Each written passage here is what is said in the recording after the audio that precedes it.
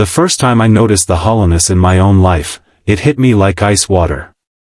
I was sitting alone on the cracked concrete steps of my apartment building in Cleveland, Ohio, staring at the gray sky, my hands trembling slightly from exhaustion and despair. Life had become a loop of empty mornings and restless nights.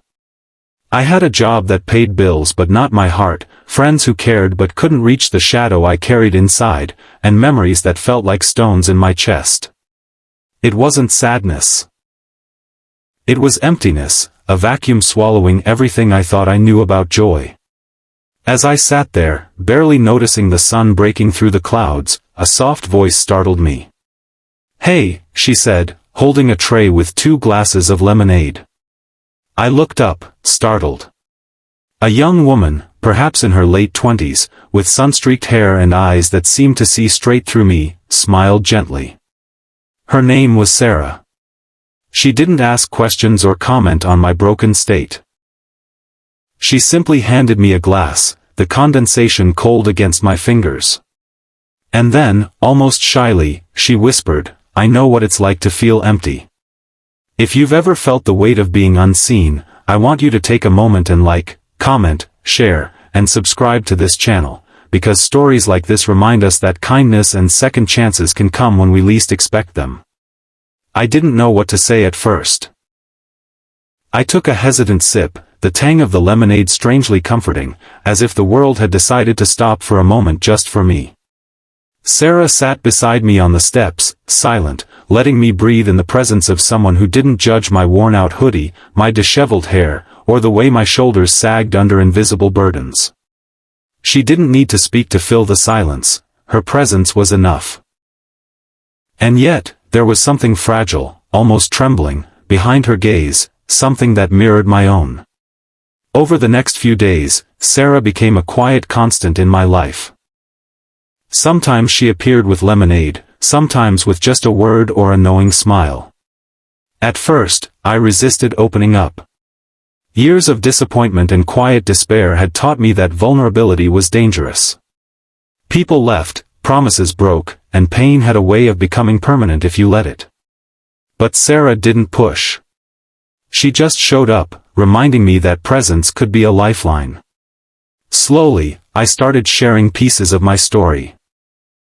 The long nights where I wondered why I even bothered, the dreams I buried because life seemed too heavy, the fear that I was irreparably broken. And she listened. Not just with her ears, but with her heart. She shared small stories of her own struggles, not to overshadow mine but to create a bridge between 2 weary souls. Sarah had battled loneliness, abandonment, and days where the world felt entirely too cruel. She had survived, not because life was easy, but because someone, once, had shown her a glimmer of hope, the tiniest act of kindness that reminded her she wasn't invisible.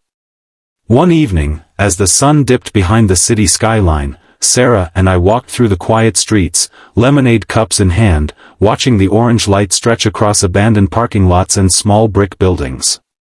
She turned to me, her voice soft but firm, "You don't have to pretend your pain doesn't exist. But you also don't have to let it define you." Those words, so simple yet so profound, hit me like nothing else had in months.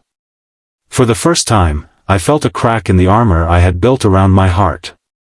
Maybe I could survive this emptiness. Maybe I could learn to live again.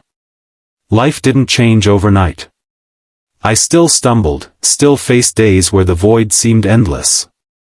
But Sarah had shown me a truth I hadn't believed in for years: small acts of compassion matter. A shared cup of lemonade, a whispered acknowledgement of struggle, a presence that refuses to turn away, all of these can become the scaffolding that holds a fragile soul upright when everything else feels unstable. Months passed. I started volunteering at a local shelter, offering my own quiet presence to others who seemed invisible. I reconnected with family I had pushed away, started pursuing a job I genuinely cared about, and even found joy in simple things. The laughter of children in the park, the smell of rain on asphalt, the warmth of sunlight on my skin. Every day, I remembered Sarah's words, and I realized that the emptiness wasn't gone, but it was no longer controlling me. If this story touched your heart, please engage with this video, like, comment, and share it with someone who needs to hear that kindness can arrive in the most unexpected ways. And before we end, I'd love for you to comment. When was the last time someone showed you a small act of grace that changed everything? One sunny afternoon, I brought lemonade to a stranger sitting alone on the same steps where I once sat. As I handed it over, I whispered, "I know what it's like to feel empty."